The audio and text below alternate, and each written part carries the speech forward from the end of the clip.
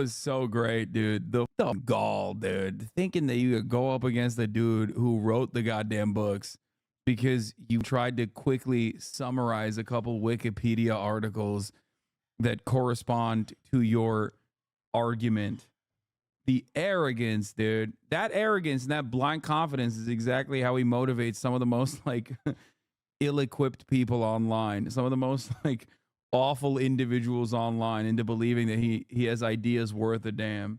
Election of our lifetime. Why is Donald Trump doing a live stream with Aiden Ross? And for that matter, why is one of the most incisive voices on the left not a host at MSNBC or CNN, but a Twitch streamer? Ew! You know, Hasan Piker's critiques of liberal policies from within his streaming suite at the DNC apparently got him kicked out. I doubt that, you know, NBC would be getting kicked out randomly. Which is cool. I'll be honest, guys. In general, it's cool to get kicked out of places. It's a cool badge of honor, unless you get kicked out for like a not good reason. Live streamers have become important enough in the political space that they can seemingly change minds, influence elections, and maybe even threaten major political parties. So how did folks like this go from streaming Grand Theft Auto 5 all day to reshaping our political discourse? And are they making a meaningful difference, or just enabling a sort of digital cosplay that lets us feel like we're activists when we're just sort of fueling Jeff Bezos' empire?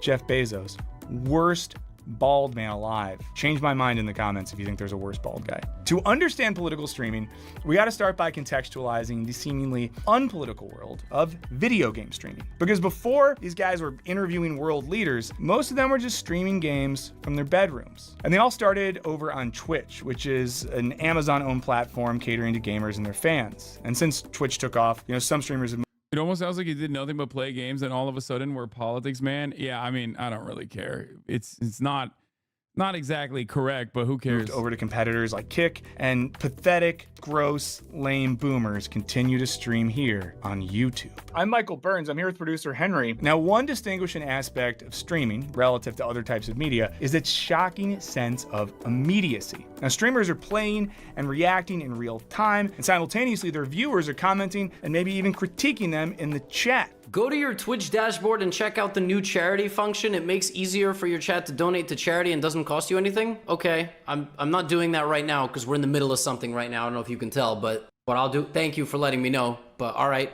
It's a format that leads to heightened reactions and lots of hot takes. This might be the most transphobic thing that I've ever said in my life. So here we go. I don't think I really believe in non-binary. And unlike traditional media, YouTube videos or podcasts, when users react to or, you know, yell at streamers, well, streamers can yell back. It's like, how the f do you arrive at that position while playing one of the most like pro-trans video games too? Like what is wrong with this man, dude? His mind is just constantly churning out as much hatred as he possibly can come up with. Like, how the back, which offers a thrill and attention that's only available in such an immediate format. I mean, imagine if you could yell at Rachel Maddow and she could yell back and call you a dirty little incel. I bet you'd like that, wouldn't you? But this sense of immediacy isn't just fun or kind of thrilling. It actually has the potential to shift how we relate to each other on a societal level.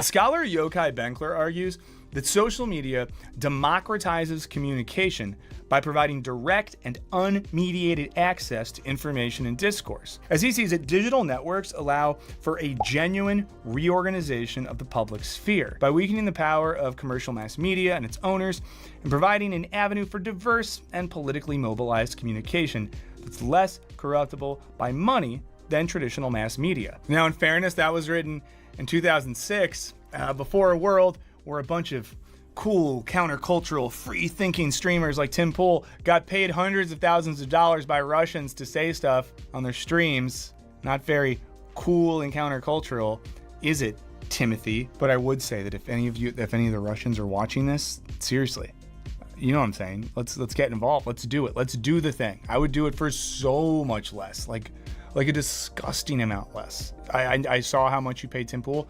1/1000th of that, and I'll be here praising Putin. I'll get a Putin neck tattoo. Oh, I'll get a Putin lower back tattoo that says "Tootin' for Putin."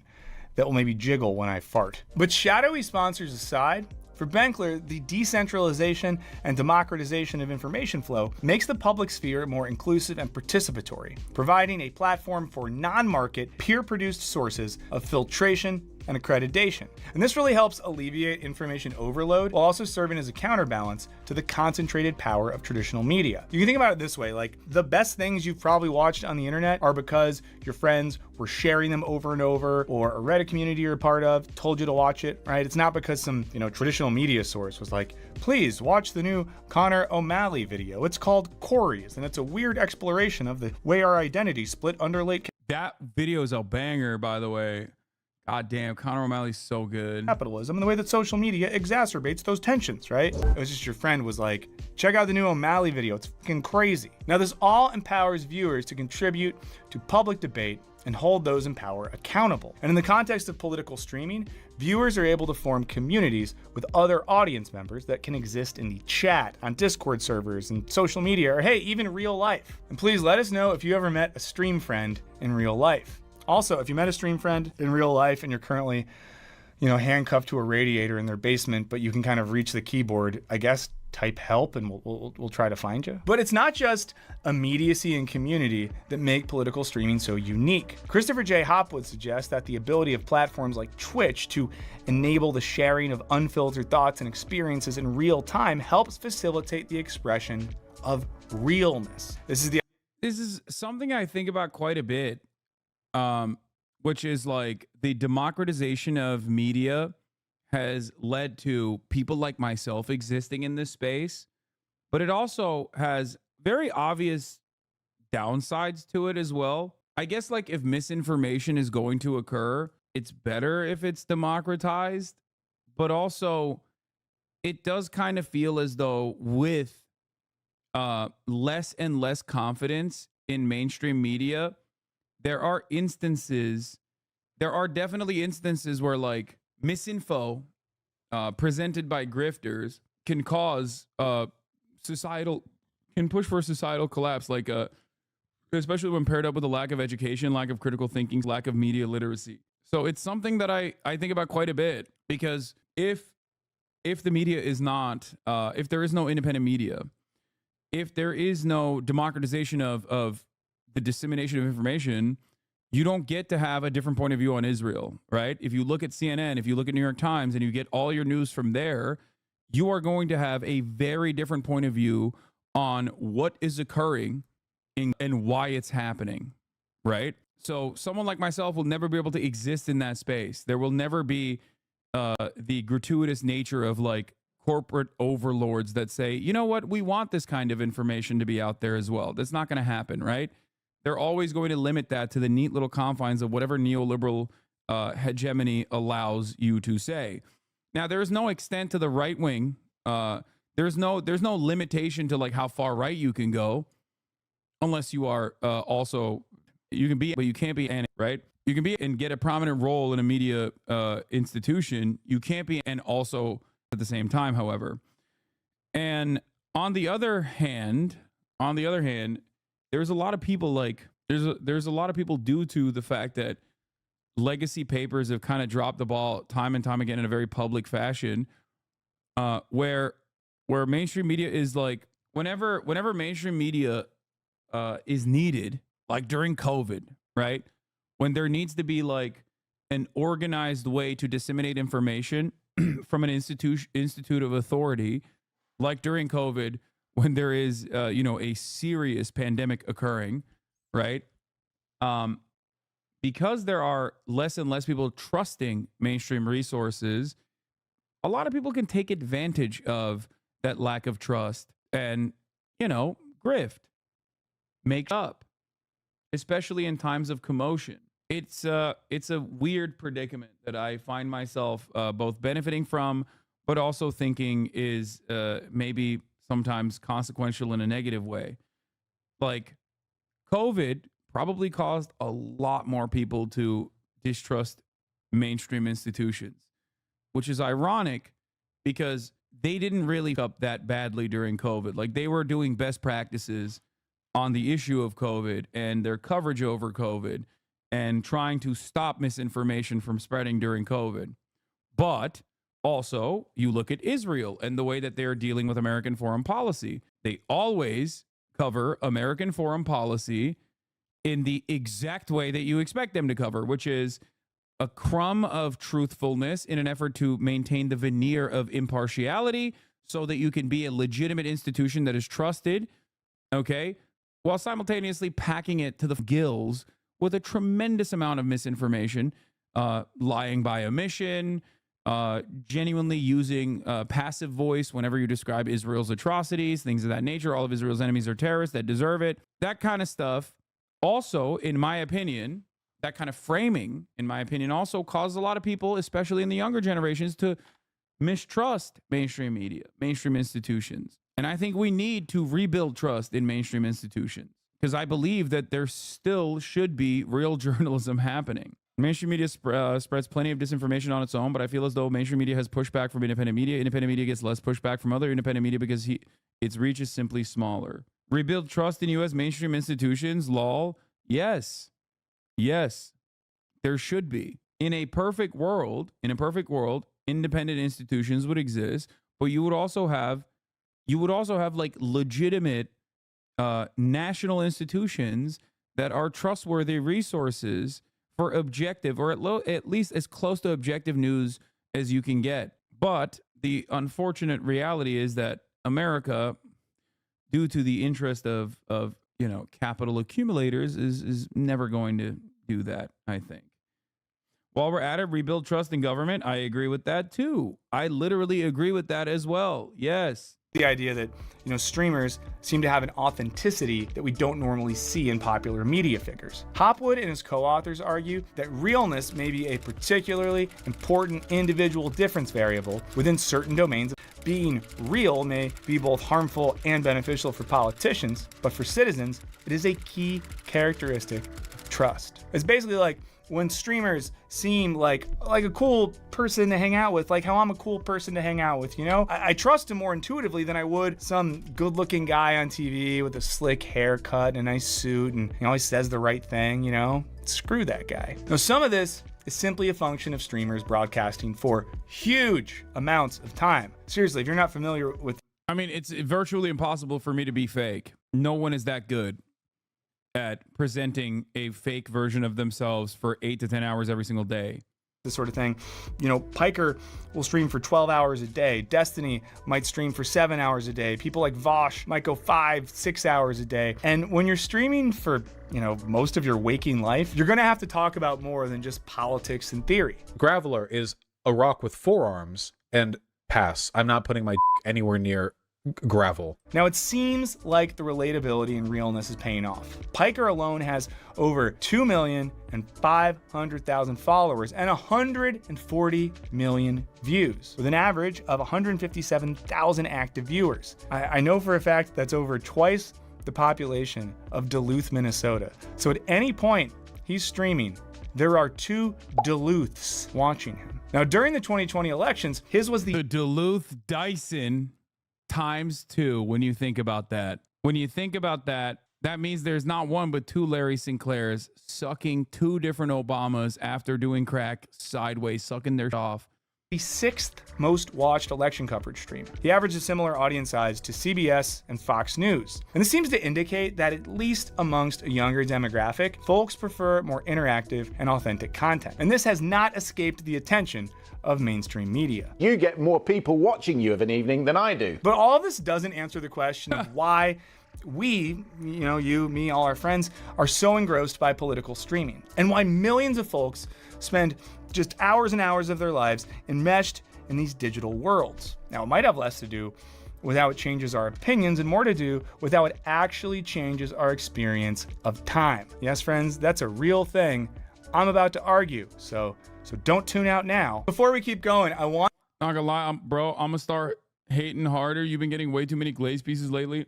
Dude, let me have a moment to breathe, okay? Don't worry. If you think I need to be hated on, trust me, anytime there's a new glaze piece, all of my insane haters get like MK Ultra style activated to be like, I'll have you know, he's actually a bad guy. Please don't say he's a good guy. He's a bad guy. I promise you he's a bad guy. They go crazy over it. Trust. Okay? I also get on by my long-term subs anyway. They lose their goddamn Wanted to minds. give a shout out to our friends over at Yes Please Coffee. They're special because this is a company that I actually reached out to because I liked their coffee so much. I asked if they wanted to work with us, and thank God they did. They're based right here in Los Angeles. They're an independent company. Their beans are awesome. I've been drinking Yes Please for a few months now, and it's some of the best coffee I've ever had. My good friend producer Olivia said it changed her relationship to coffee. A lot of people from our stream community have tried it and loved it. Go to their website and then use the code Wisecrack for 20% off. There's a link down in the description as well. Truly top-notch beans. It's a great way to support the channel and help support a really cool independent company. So check out Yes Please Coffee because, you know, I think you deserve it. Now let's get back to the show. It's clear that authenticity is critical to the success of political streaming, but of course it's not just about being cool and relatable, because some of these guys aren't cool or relatable. They're kind of weird and unrelatable. It's that the very structure of the medium creates moments of truthfulness in both the streamer and their audience that are almost impossible to achieve. This guy started talking to, said you were obnoxious and a bad person, but when I asked him to cite a reason for his opinion, he couldn't give one. Yeah, because he saw like 3 Twitter power farmers. Yeah, they're eating your ass up on Twitter right now, Lamafeao. Dog, this is from September 15th, 2021, and it has 2.9K likes. And it's literally a barb, dude. What the f are you talking about? What are we doing right now? We're just like relitigating old drama that I was objectively correct on. Your article is full of weirdos. No, it's not. Not really familiar with Hasan. He seems pretty cool though. We'll check him out in the future. Why are you guys doing this? We're watching we're straight up watching like a puff piece, and you guys immediately like are sending me a million different hater takes. That's crazy. And other forms of digital media. Now we can better understand this via the work of French philosopher Henri Bergson and his concept of pure duration. Now, for Bergson, duration is a way of thinking about time, or a type of time which operates in distinction from clock time. You know, it's not mathematical or mechanical. Like I have a little watch right now, and the second thing it's going 50, 51, 52, 53, right? Sequential, linear, mathematical, things of that nature. But duration is more to do with our experience of time. Imagine what it feels like to wait for 45 minutes in the waiting room of your dentist. Feels like an eternity. Now imagine what it feels like to spend 45 minutes catching up with your best friend that you haven't seen in a while. Probably flies by, and before you know it, they're on their way and you wish that you could hang out for longer. Same amount of, linear time, but we experience it way differently. And we see this at play in the unique temporal experience of watching a live stream. Now, unlike watching a cable news show, which is broken up into distinct segments and commercial breaks equaling precisely 1 hour, streams can often go on for hours without any segment breaks or time constraints. Unless there's a 3-minute ad break at the top of the hour, of course, because at the top of the hour, there's a 3-minute ad break. To be clear, some streamers do have sponsors or take little breaks to talk about that, but it's not quite the same as, which of course, Lamau, this video is going to make me stop watching streaming entirely. Yeah, why what is the reason for why chatters immediately try to grief me when there's any kind of like positive movement? What is that about? Like, and I know chatters aren't doing that because they like hate me or anything, but it is a very weird attitude that a lot of chat has where they're like, it's weird. It's a weird tendency that y'all have. What is that? They're like, damn, man, people are saying nice things about you. Dude, well, watch this guy lie about you. You know what I mean?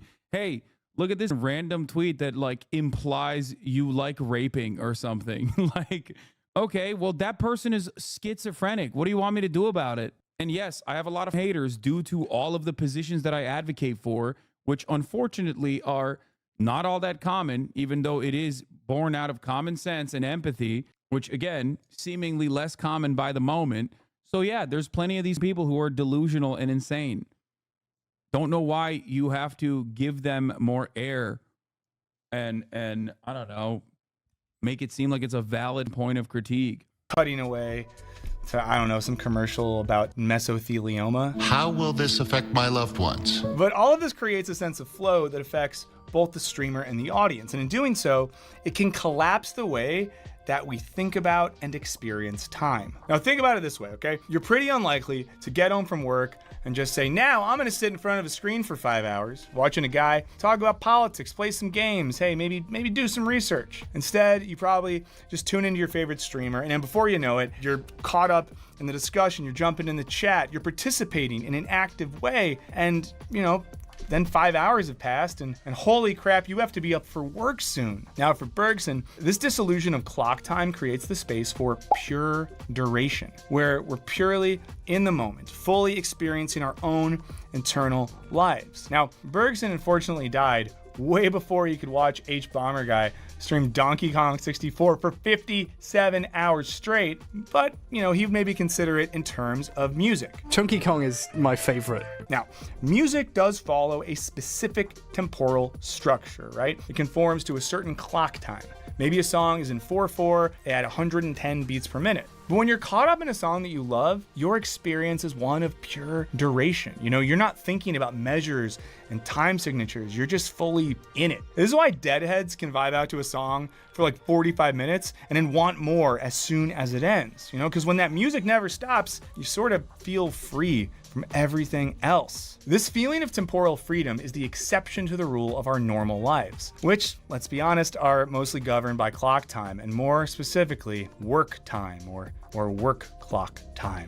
Now, as Bergson writes, we spend the majority of our lives outside ourselves, hardly perceiving anything of ourselves but our own ghost. He goes on to write that we live for the external world rather than for ourselves. We speak rather than we think. We are acted rather than act ourselves. This means that our identities and our internal states of consciousness are shaped by rigid clock time. It's like, maybe I'm this person when I'm at home. Yep. When I'm this person, It does not extend so far as to her putting a man's life at stake. and I'm this person with my old-timey street gang. Everybody dress up sweet and sharp. We can sing vicious 4-part harmonies and then just cut you into pieces. But considered from a perspective of duration, I'm all of these things at once. And my identity and consciousness are constantly unfolding. And streamers are able to tap into this, creating an experience of duration in which different elements of their consciousness or perspective emerge over time. Think about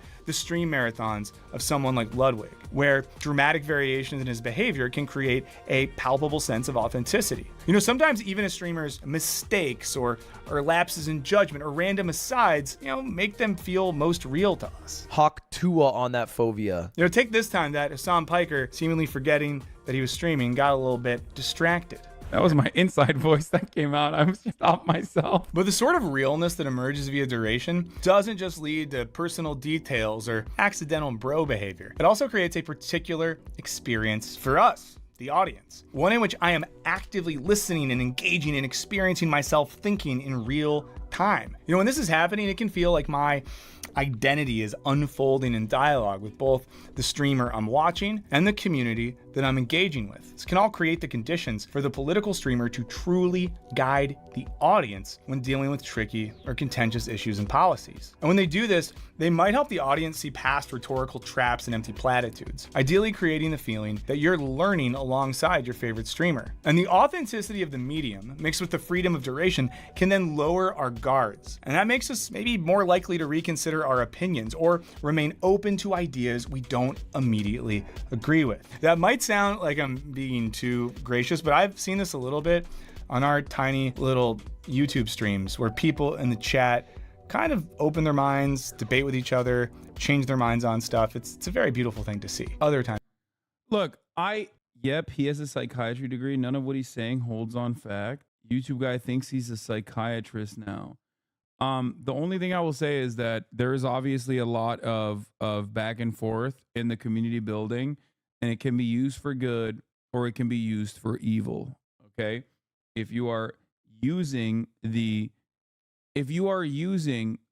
community that you've cultivated over the course of many years to like harm others, to go after others that you feel have wronged you, and slowly but surely cutting out like anyone that is a naysayer, then you are operating a cult in the most toxic ways possible. If you're using that to defend, you're just an objectively bad person, right? This is precisely the reason why I try to put my best foot forward all the time. Okay.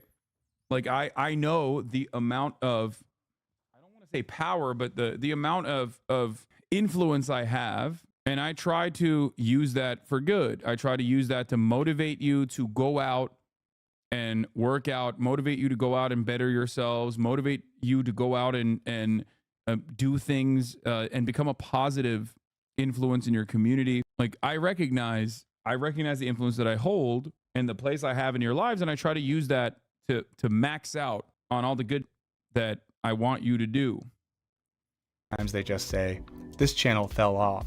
Why is he here? Now, we can see some of this in Piker's analysis of a debate between Ben Shapiro and Malcolm Nance, in which, the audience gets all the benefits of having a political commentator who can translate, add context, and fact check in real time. This enhances the audience's understanding and equips them to critically engage for themselves. Okay, it's actually pretty simple. And it's not just that political streamers are able to offer us more honest and authentic analysis than traditional news media. They also have a pretty dialectical relationship with their audiences, participating in an open back and forth that can shift the conversation or lead to digressions and insights that a streamer maybe wouldn't arrive at on their own. The duration of these streams and the communities they engender really do open up new types of interaction between host and audience. One where, unlike most experiences of our media consumption, you feel like relational aggression as a result of you creating a tightly bonded community can cause a lot of chatters to feel as though their parasocial bond is threatened when your image of being a hated for saying the truth is threatened by showing you may not have as many haters. It causes a sort of dissonance where your chatters support you, but feel your changing image can threaten who you are. TLDR, they're toxic.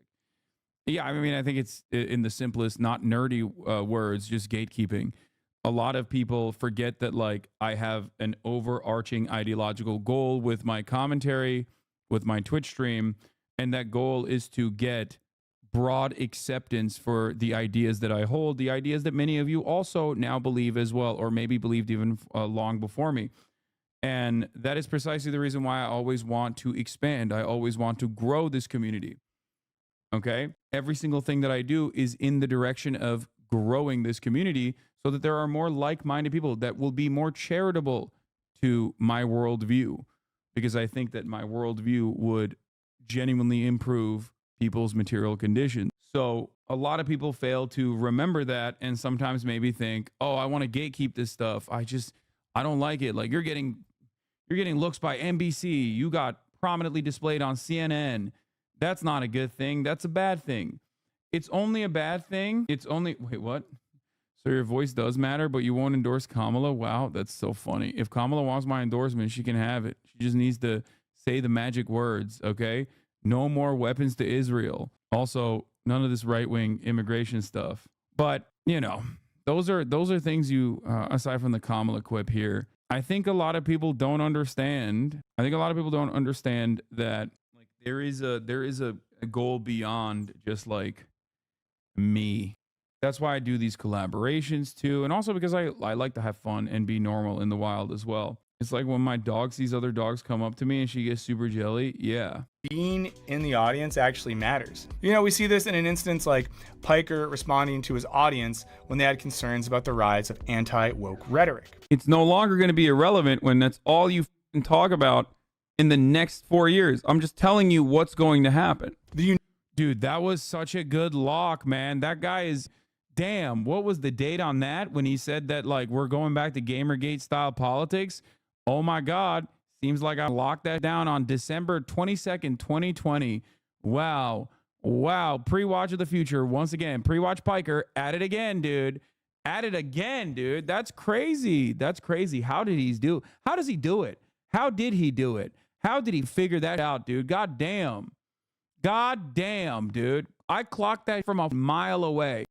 In the next 4 years. I'm just telling you what's going to happen. The unique temporal nature of political streaming might then be one of the reasons that it creates such impassioned communities, which is all well and good. But if you're like me, you might still be a little skeptical of the actual political efficacy of any of this, you know, because sure, political streamers draw audiences as large as traditional news outlets, but are they as politically influential? Now, this question feels especially relevant when we know that networks like Fox News and CNN or podcasts like Pod Save America have exhibited the power to influence voters. Here's the thing that makes streaming so interesting on a theoretical level, you know, that the temporality that comes through an experience of duration might actually be the problem. By keeping folks locked into a consumptive trance, it's arguably doing the opposite of facilitating offline political activism. Which raises the question, you know, are we too busy watching political streams to actually participate in politics? Well, maybe not, because recently we have seen more and more streamers step out of their bedrooms and engage in on-the-ground reporting that connects their streaming work to political action, while also offering more immediate and authentic coverage than what we might find on the evening news. And you know, all of this is of course made easier by the relative accessibility and affordability of streaming technology. Now we see this whether it's Hassan Piker visiting a campus protest at UCLA or Destiny visiting Israel. These on-the-ground reactions to, you know, whether it be the anti guy going to an anti-protest or the pro guy going to the country. Yeah, checking my notes. Seems like this guy is pro at the country doing more pro propaganda.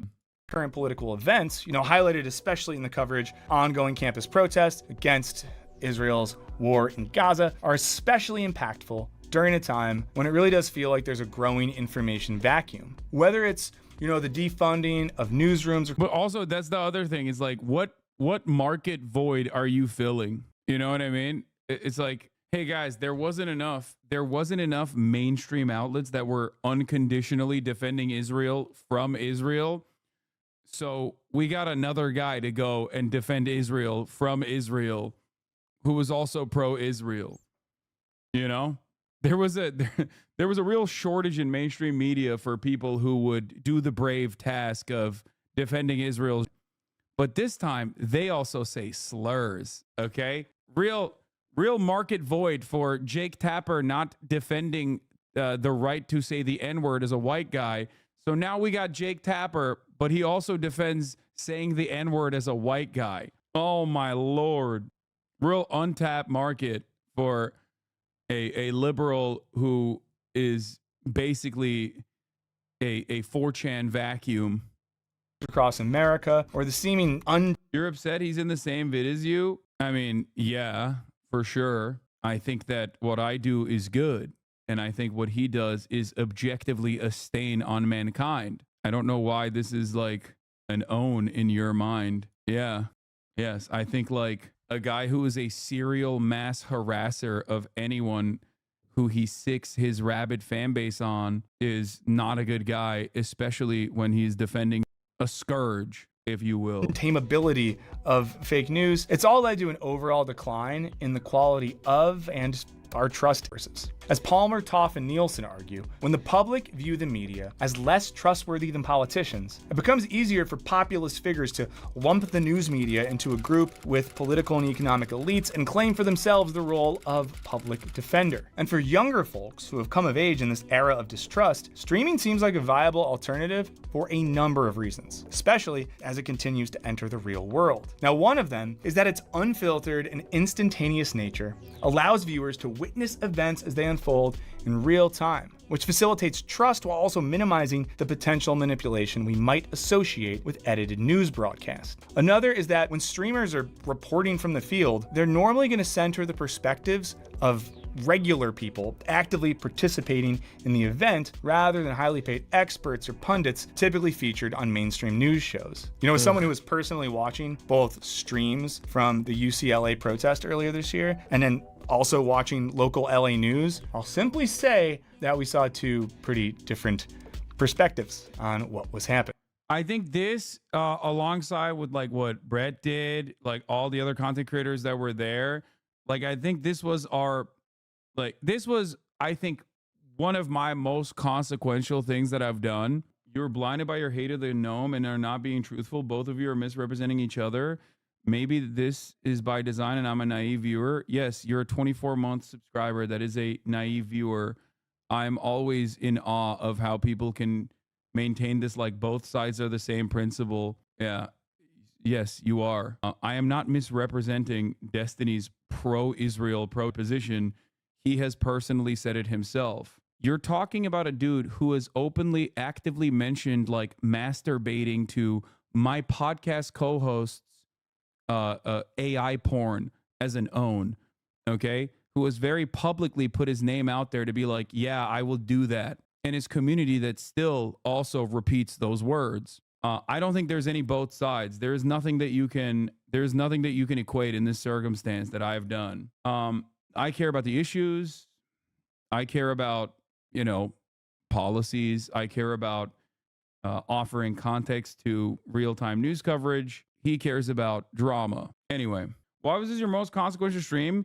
Because I think there's no better demonstration of mainstream media openly and actively framing an issue in a nefarious way than basically fucking pointing to what the actual encampments look like from the inside versus how the media covered it. Like, it was such a glaringly obvious piece of original reporting that went against what the media's overarching narrative was about these encampments being like aggressive in nature. I'm still waiting to see what this person is saying. Both of like this is the most active defense that you can engage with without coming across as like a pure partisan in this situation. Oh, well, both of you guys do stuff.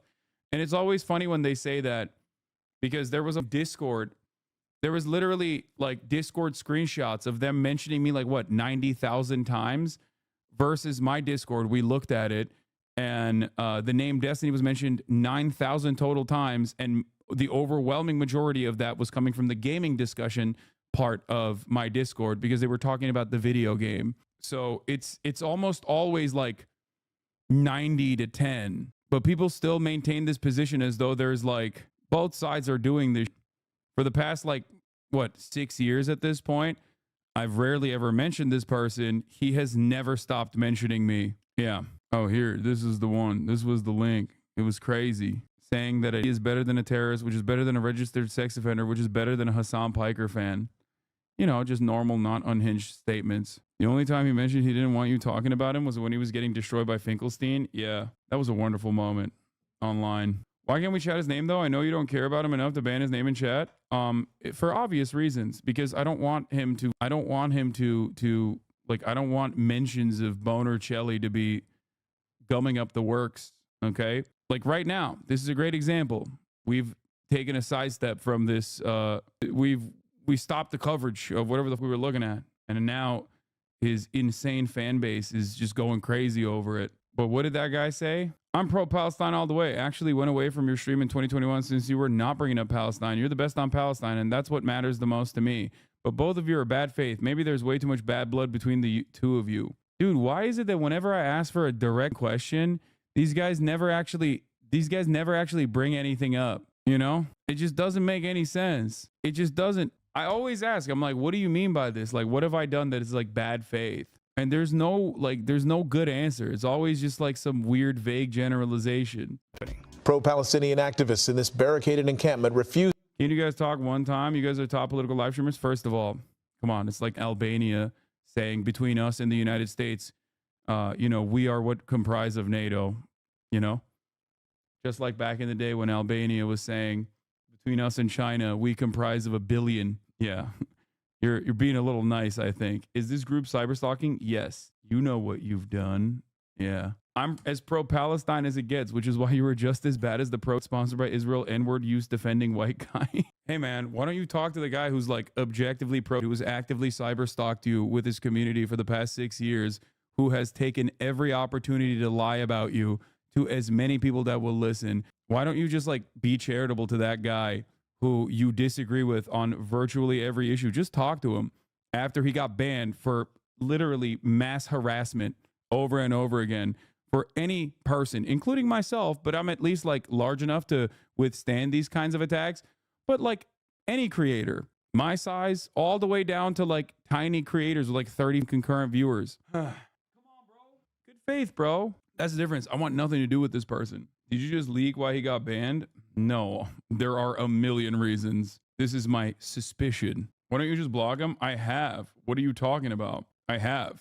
There's not a moment in my day where I think about this person or his community. It's only when I'm live when his fans come in here with like their 11th sock account, or sometimes dual fans, which is even weirder, that have been around for a very long time, where they come in and they're like, well, you know, both of you guys have done stuff. I have my reasons. I have. Well, you condemn Twitch for unbanning Sneeko and not unbanning Boner Chelly. Yeah, I think it's ridiculous that Twitch unbanned Sneeko. I think both Sneeko and Boner Chelly should continue being banned. If it were up to me, I would never unban Sneeko. Are you insane? Are you out of your mind? Do you think I have a you think I have a positive association with like Twitch turning around and unbanning some random freaks, dude? Are you crazy? I'd much rather unban iShowSpeed before unbanning someone like Sneeko. And for the record, I am pro rehabilitation. It's just someone needs to be rehabilitated first. Okay. All right. Using in order to disperse. Peaceful protest! Peaceful protest! And the efficacy has definitely caught the attention of politicians who want to speak. Mods got to him before me. The anti-natalist weirdo. Speak directly to younger voters. You know, at the end of the 2020 election season, Congresswomen Alexandria Ocasio-Cortez and Ilhan Omar jumped on Twitch to organize a Get Out the Vote stream with a variety of popular streamers, politically minded and otherwise. They played the then popular multiplayer game Among Us, and they had over 500,000 people, most of whom were of early voting age, who were there to watch and ask questions about the candidates and policies in a way that felt a lot more authentic and casual than a press conference or even a real town hall. Imagine showing up to the doctor and just saying you need help and getting it. You know, more recently at the 2024 DNC, Hassan Piker was on location streaming until he maybe got kicked out. And of course, politicians on the right have also been attempting to use streaming as a way to get out their messages, as in Trump's aforementioned appearance on Aiden Ross's stream, in which Ross, I guess, gifted Trump a Rolex and a Cybertruck. I can't imagine Donald Trump driving a car. Can he drive a car? Is there video of him driving? I've seen him on a golf cart, not a car. If you have video of him driving a car, send it to us. I don't think he can drive a car. And in 2022, GOP rep Matt Gaetz live streamed on Twitch. And hey, if you didn't see it, it did not go super well. You know, while my streaming numbers are not amazing, I consistently dominate Matt Gaetz, which is something. So if the revolution won't be televised, will it at least be streamed? Friends, it's hard to say. But it is worth noting that it's not all good vibes and egalitarian spirit in the world of political streaming. There's a bunch of stuff we didn't include in this video, to be very honest with you, because a lot of the right-wing streaming folks that are popular very much are little Nazis, and we didn't want to put little Nazis in the video. Now, plenty of folks who are out there use their platforms to just reinforce the status quo while cultivating audiences that are more sycophantic than curious. But on a personal level, during my experience streaming here on YouTube, I've really gotten to see how quickly communities of open-minded and empathetic and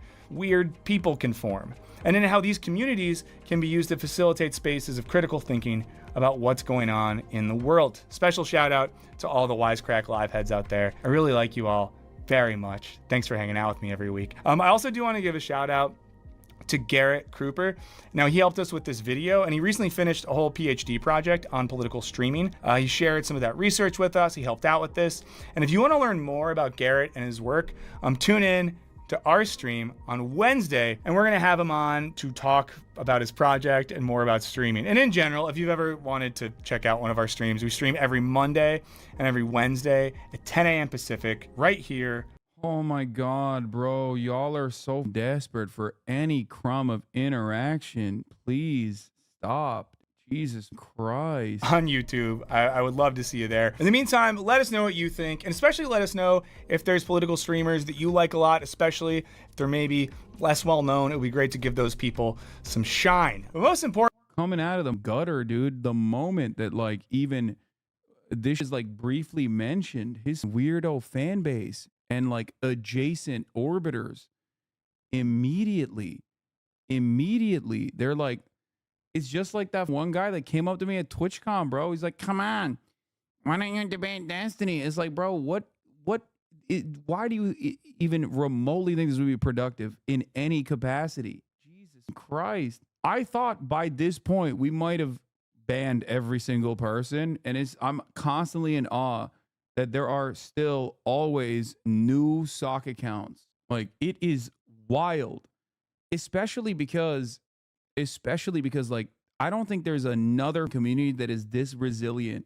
with the limited amount of size that they have, but like the amount of impact that they have that is so outsized because they're just constantly, permanently online. Holy.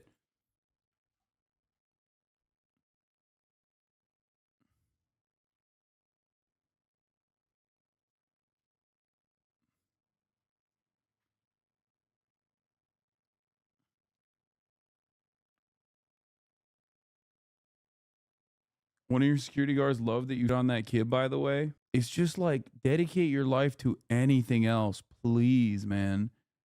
Please. I promise you, you will be much happier. I promise. And it's like my idiotic community members too. Can you comment on this asshole saying you're endorsing raping women is actually so gross? No, dude, because that is an insane thing.